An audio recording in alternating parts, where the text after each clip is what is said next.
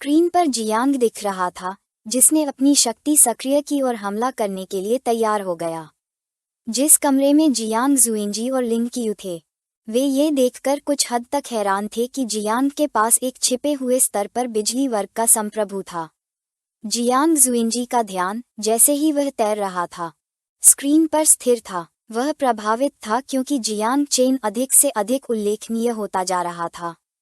अपनी खुद की क्षमता के साथ 9 मियाज़मा पंखों के साथ, शायद भविष्य में वह 10,000 जातियों की स्वर्ण सूची में प्रवेश करने में सक्षम होगा।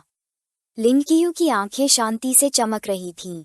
एक मुस्कान के साथ उन्होंने उल्लेख किया कि जियांग चेन के अलावा उनके पोते जियांग हुआशुंग में भी क्षमता थी, और उनके अनुसार लियू शुन और डैन लिशुंग ने भी एक स्वीकार्य प्रदर्शन दिखाया था। उसने अपना हाथ अपने चेहरे पर रखा, अपनी आंखें बंद कीं। अपनी पोती जुएनू की कल्पना करने लगा और निराश होने से खुद को नहीं रोक सका क्योंकि वह अपनी टीम की नेता थी और समय का सदुपयोग करने के बजाय वह इसे बर्बाद कर रही थी। जियांग जुएंजी ने अपना हाथ उसके कंधे पर रखा और एक दयालु मुस्कान के साथ उसे ये कहकर आश्वस्त किया कि कई प्रतिभाशाली लोग भ्रमित हैं, इसलिए उसे चिंता करने की जरूरत नहीं है। जुएनू के पिता की आंखें क्रोध से भर गईं। वह गु कैक्सिन की ओर मुड़ा और एक उग्र भाव के साथ पूछा कि उसने ये क्यों छिपाया कि उसके शिष्य का भी बिजली का पेशा था। गु कैक्सिन को भी गुस्सा आया, लेकिन वह चुप रहा। उसे विश्वास नहीं हो रहा था कि जियांग ने उससे ये छिपाया था कि उसने एक नई कक्षा प्राप्त की है। उसके अनुसार ये सम्मान की एक अक्षम्य कमी थी, लेकिन वह दूसरों को यह नहीं बता सकता था कि उसे इसके बारे में पता नहीं था, और उसने सोचा कि इस समय चुप रहना ही गहन दिखने का सबसे अच्छा तरीका था। पिता ने अपनी बाहें पार की, स्क्रीन की ओर मुड़े, और ईर्ष्यालु भाव से मुस्कुराए बिना नहीं रह सके। उन्होंने उल्लेख किया कि बिजली का पेशा आक्रमण में सर्वश्रेष्ठ था। उनके अनुसार गु कैक्सिन बहुत भाग्यशाली थे कि उन्होंने जियांग को शिष्य के रूप में स्वीकार किया। गु कैक्सिन ने भी अपनी बाहें पार की और गंभीर निगाहों से जियांग को देखना शुरू किया।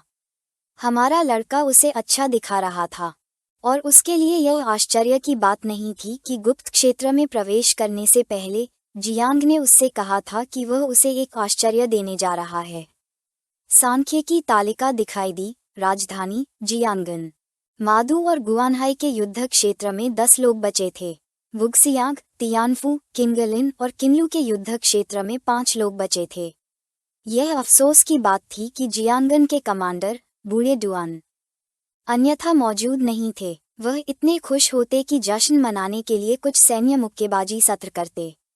मेज को देखकर जिंग और अन्य लोग आपस में चर्चा करने लगे।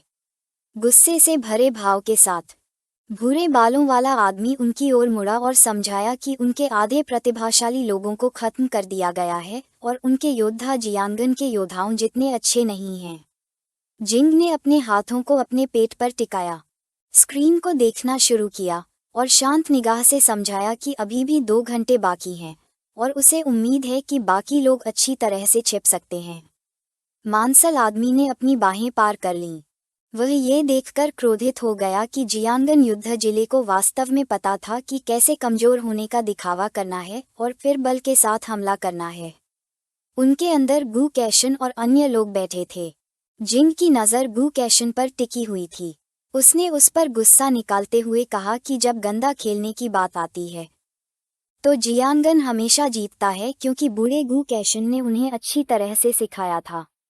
गु कैशन ने अपना संयम नहीं खोया और शांत निगाह से यह स्पष्ट कर दिया कि जो कोई भी मारना चाहता है उसे मारे जाने के लिए भी तैयार रहना चाहिए। उन्होंने ये समझाते हुए उनका मजाक उड़ाया कि एक सीवर चूहे ने चुपके से हमला करने की कोशिश की थी और उसे जवाबी हमला होने की उम्मीद नहीं थी।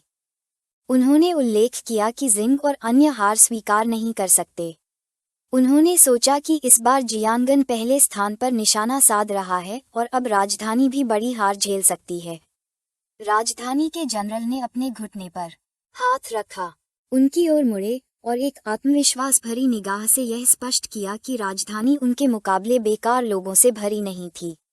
अपनी उंगली से मेज की ओर इशारा करते हुए उन्होंने सुझाव दिया कि वे ये देखने के लिए जांच करें कि उनके पास कितने प्रतिभाशाली लोग बचे हैं, बजाय इसके कि वे उकसाने में समय बर्बाद करें।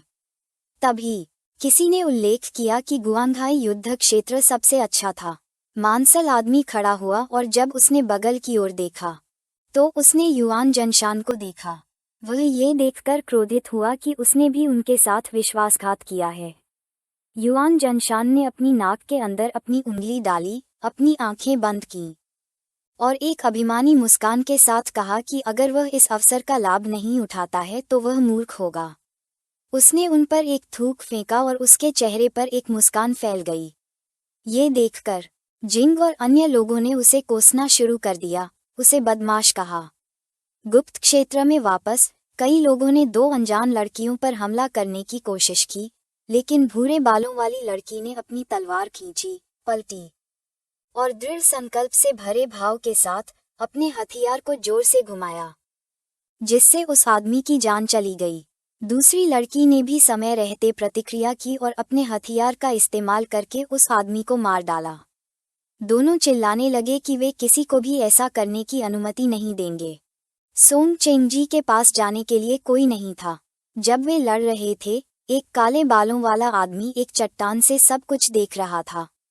उसने अपने हाथों को अपनी पीठ के पीछे रखा और अपना ध्यान उन पर केंद्रित किया, जिससे उसके चेहरे पर मुस्कान आ गई। वह गुआंगहाई का शीर्ष प्रतिभाशाली व्यक्ति था, जिसे सोंग चेंगजी कहा जाता था। उसकी आंखें आश्चर्य से भर गईं क्योंकि उसे एहसास हुआ कि उन्हें संभालने के लिए हस्तक्षेप करने की कोई ज़रूरत नहीं थी। यह महसूस करते हुए कि बेकार लोगों की भी अपनी उपयोगिता होती है। प्राचीन ईश्वर के चच ने उसे जो पहचान इस बार सौंपी थी, वह बिल्कुल भी बुरी नहीं थी। गुआंगहाई युद्ध क्षेत्र में उसके अचानक आने के कुछ दिनों बाद प्रतिभाशाली लोगों ने उसे स्वीकार नहीं किया, इसलिए उसे उन महिलाओं को बांधना पड़ा, जिनकी आंखें घृणा से चमक रही थीं। वे बहुत क्रोधित थीं। उनमें से एक ने उसके गाल को सहलाना शुरू कर दिया और एक दयालु मुस्कान दिखाए। यह महसूस करते हुए महिला शर्मा गई और घृणा महसूस करने के बजाय अब उसे प्यार महसूस हुआ। अपनी ताकत और विनम्र व्यवहार की बदौलत सोंग चेंगजी ने सभी का विश्वास जीतने में कामयाबी हासिल की, क्योंकि आखिरकार मनुष्य एक शक्तिशाली और विनम्र व्यक्ति का विरोध नहीं कर सकते थे। अपने विरोधियों को हराने के बाद भूरे बालों वाली महिला ने अपनी तलवार जमीन पर गिरा दी, घूम गई और एक मुस्कान के साथ सोंग चेंगजी को देखने लगी, जिससे उसकी आंखें खुशी से भर गईं। दूसरी महिला ने भी मुड़कर अपनी आंखें बंद कर लीं और एक दयालु मुस्कान के साथ उसका अभिवादन करना शुरू कर दिया। एक बार जब सोंग चेंगजी ने जीनियस रैंकिंग में पहला स्थान प्राप्त किया, वह इन गर्वित महिलाओं के महत्वपूर्ण सार को अवशोषित करने जा रहा था, और यद्यपि उनका वंश और दिव्य आत्मा औसत दर्जे का था, कुछ न होने से कुछ बेहतर था। उसे ये भी याद आया कि अन्य क्षेत्रों की अन्य उत्कृष्ट महिलाएं भी काफी शक्तिशाली थीं। वे उसकी ओर मुड़ीं और समझाया कि उन्होंने दुश्मनों को खत्म कर दिया है और गुप्त क्षेत्र का क्षेत्र सिकुड़ने लगा है। अब कहाँ जाना है ये पता लगाना। शांत व्यवहार के साथ उसने सुरक्षित रहने के लिए सबसे पहले मधु के युद्ध क्षेत्र से छुटकारा पाने का फैसला किया। उन्होंने बिना किसी हिचकिचाहट के स्वीकार कर लिया। कुछ ही दूरी पर एक ऐसा क्षेत्र था जो शहर जैसा दिखता था। ये गुप्त क्षेत्र के मध्य क्षेत्र में स्थित एक खंडहर शहर था, चारों ओर से पहाड़ों से घिरा हुआ, वास्तव में एक खतरनाक इलाका। और प्रवेश करने का एकमात्र रास्ता पुल का उपयोग करना था। यंगजान राजधानी से आए प्रतिभाशाली लोगों की टीम का नेता था। शांत निगाह से वह दूसरों की ओर मुड़ा और पुल को अवरुद्ध करने का फैसला किया। वे एक शिकारी की तरह छिपकर इंतजार करने वाले थे। उसकी आंखें दृढ़ संकल्प से भरी हुई थीं। उसने ये स्पष्ट कर दिया कि इस साल वे अन्य 7 टीमों को खत्म करने जा रहे हैं। वह चाहता था कि राजधानी के प्रतिभाशाली लोग शीर्ष 10 प्रतिभाशाली लोगों की रैंकिंग पर कब्जा करें।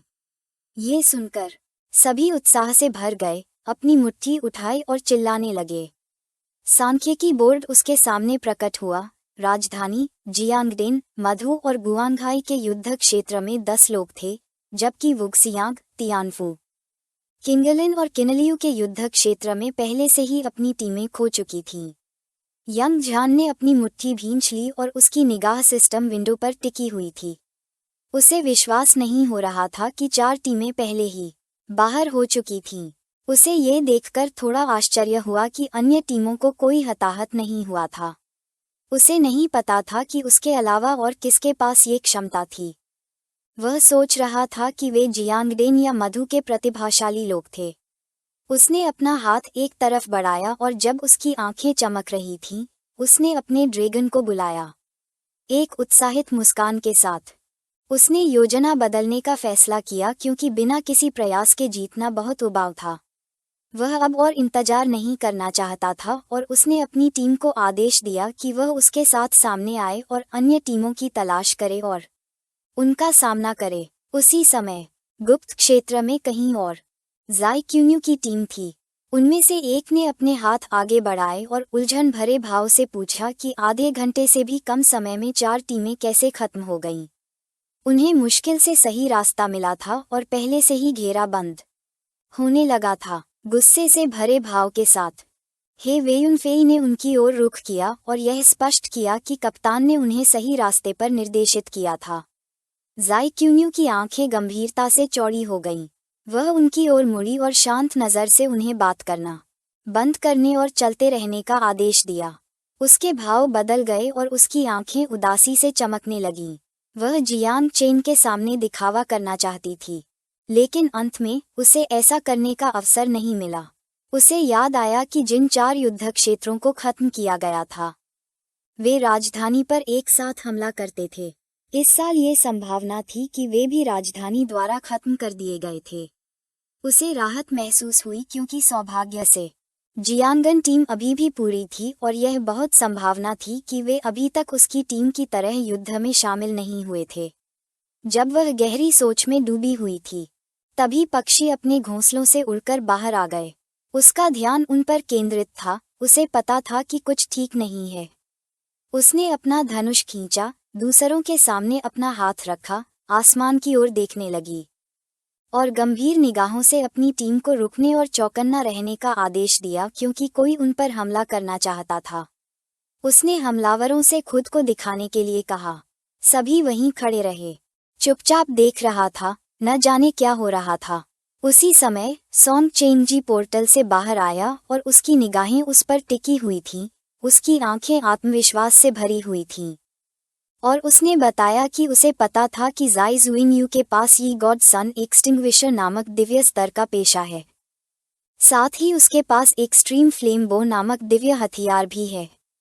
उसकी टीम के सदस्य भी पोर्टल से बाहर आ गए। वे ज़ाई ज़ुइनयू और बाकी लोगों को चुपचाप घूरने लगे। सोंग चेंगजी चट्टान के ऊपर दिखाई दिए और बताया कि यह कोई आश्चर्य की बात नहीं है कि वह ग्रेट ज़िया जीनियस सूची में दूसरे स्थान पर थी। उसके लिए उसका सामना करना अफसोस की बात थी क्योंकि अगर वह कहीं और होती तो वह दया दिखाता, लेकिन जीनियस रैंकिंग सूची की इस लड़ाई में उसके पास उसे खत्म करने के अलावा कोई विकल्प नहीं था। ज़ाई ज़ुइनयू ने उसे गुस्से से घूरना शुरू कर दिया और उसे नरक में जाने के लिए कहा। ये सुनकर सोंग चेंगजी ने पूछा कि क्या वह मरने के लिए तैयार है। उसकी आंखें दृढ़ निश्चय के साथ चमकने लगीं। उसने धनुष से उन पर निशाना साधा और सेलेस्टियल फायर मीटियोर नामक तकनीक का इस्तेमाल किया, जिससे आग से घिरा एक शक्तिशाली तीर उनकी ओर चला। लियू युनफेई का मुंह खुला रह गया। उसे समझ में नहीं आ रहा था कि क्या करे।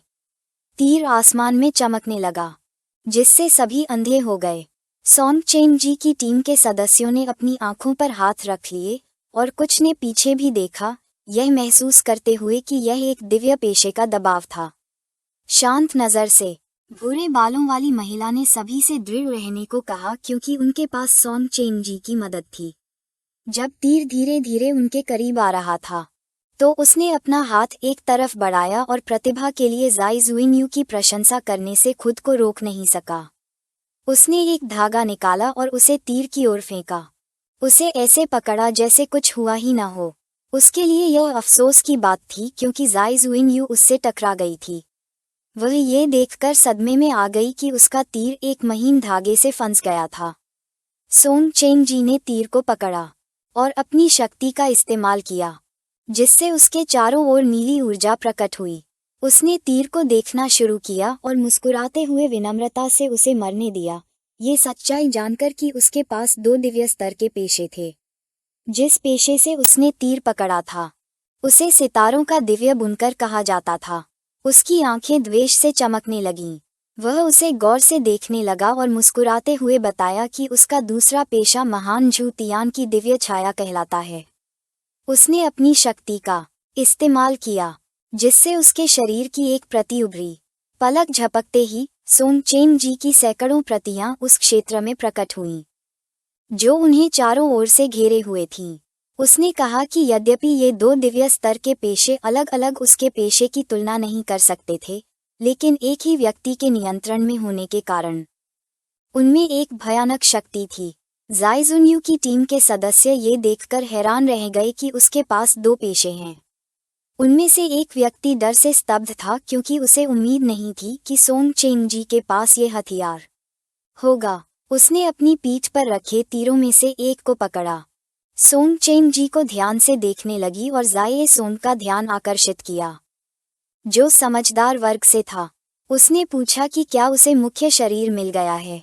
जाए सोंग ने अपना हाथ उसकी ओर बढ़ाया और डर से भरी निगाहों से उसने अपनी शक्तियों का इस्तेमाल किया और बताया कि सभी क्लोनों के पास लंगर बिंदु थे और मुख्य शरीर किसी भी समय किसी भी लंगर बिंदु पर स्थानांतरित हो सकता था, जिसका मतलब था कि प्रत्येक क्लोन मुख्य शरीर हो सकता है।